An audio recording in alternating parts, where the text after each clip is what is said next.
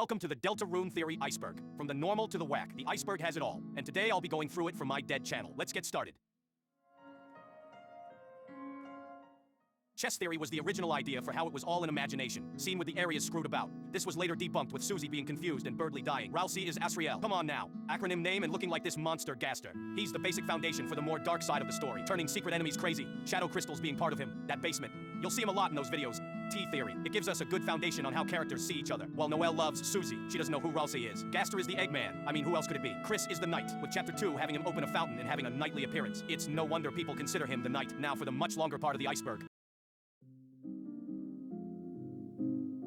Noelle is the angel. Come on, look at her. She's also the first one to kill enemies in Deltarune, which according to this post, means an angel of death. Neat. Chris hates the player. He shucks our dear soul into a cage, and in the bathroom we're also controlling him so we can see why. Sans is from Deltarune. Well, he has one quote about returning to the surface. Maybe another as well. There's also speculations about him being a Darkner. But come on now. The secret bosses all have different soul modes. A post by 3 Plants suggests that all the future bosses will have different heart modes, such as Purple possibly playing out a TV show. Green could be reconciling with someone. You can guess the rest from this chart. Acid theory. Acid theory goes by that Spamton used B about this Hyatt, but was punished by the Queen. And now he's this short. Turns out he was always small. Unused text. If you dig through Undertale's lines, you can find what's possibly a plea for help in the dark void. Some say it's Gaster, others say it's this dude. Mike isn't the TV. Well, it's unclear on what he's supposed to look like. I mean, it could be the TV, but Mike just not be an evil person. So it's your best guess, the host Piddle Beads? A theory on Battle for Dream Island of all places by Cowardice Shiner is quite long, but for a simple explanation, they're supposed to represent the characters by their corresponding color. So in Chapter 2, if you did Snowgrave route, the blue bead will be torn off and off the path, as Birdley is dead, in a coma state. Spamton was never an Addison. While they share some characteristics, they also have some blaring differences,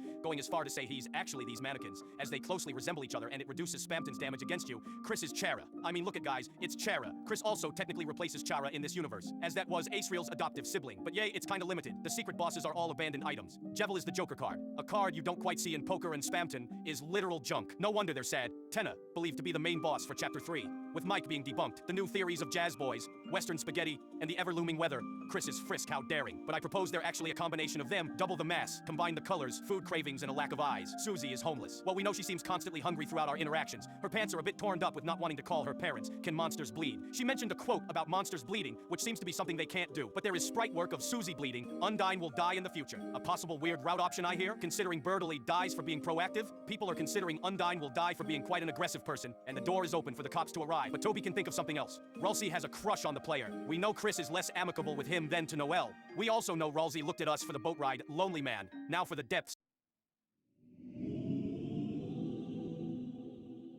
Inu music is the possible future content surrounding these musics. Fans seem to initially believe this, but since all the musics but one are gone, it's best assumed it's a hoax. At least the comments are funny. Noelle is a parallel to Lucas. Dead parents, missing siblings, depressive episodes. Yeah, this is Lucas. Spamton is in a polycule. A polycule is being linked in a relationship with each other. What could this mean? Well, Spamton does have this thing, and according to another weird theory, it's not taboo. So use your brain. Chris is dead. He's often said to be in a dead-like, can survive without one for a while. There's also this theory that said the Knight is Asriel, trying to keep his brother alive by opening these fountains, as they do level up the player. So is something Chris has Asriel's soul. Andrew Cunningham made a long video, which I recommended, but here's the idea for that. Asriel has past memories, meaning this is Asriel's soul, or any other possible soul that has backdoor info. More info on this dude. Secret bosses have Caravel theme, while Jevil is a pretty clear example. We have to break Spamton a bit. Look at those walls, very much aligned with those backgrounds. Just look at his face. You're telling me that's a mouth over on Smog. A long night candidates by Jabu suggest that Gerson could be the Roaring Knight. Considering his previous career in Undertale, he might be a good candidate if he wasn't dead. In Spamton Sweepstakes forum board, Noelle talks about this egg in game that just won't go away, being delivered by a mysterious person. People started to believe Spamton came from this peepees, but it was Spamton that gave peepees. Spamton is divorced. 2 whole lines from Sappington about his husband. Oh, he's an icon too. Reset theory. Wanna know how Chris knows this? Well, it goes back to Chris being Chara again. Chara has the power to reset in the original game, so previous information might be kepi. Ralsei knows a little too much for being a supposed Darkner and not dying when outside his home, meaning Chris and Ralsei have the ability to reset and play the game over and over again. At least it does solve the conundrum. Asriel is dead. A short rundown is monster dust covering an object gives a special effect in the Darkner world. Would it make Sinise? Probably not. Susie lived with humans. It suggests that why Susie has such a target towards Chris and the tail thing, because she'd be the only one with a tail, and Chris is the only human in her new community, meaning she would know a lot about humans compared to a mostly monster community. Rokushil's card is the Knight. Has tall, maybe strong. Problem is he's a Darkner, and he turned to stone. Now for the deep abyss.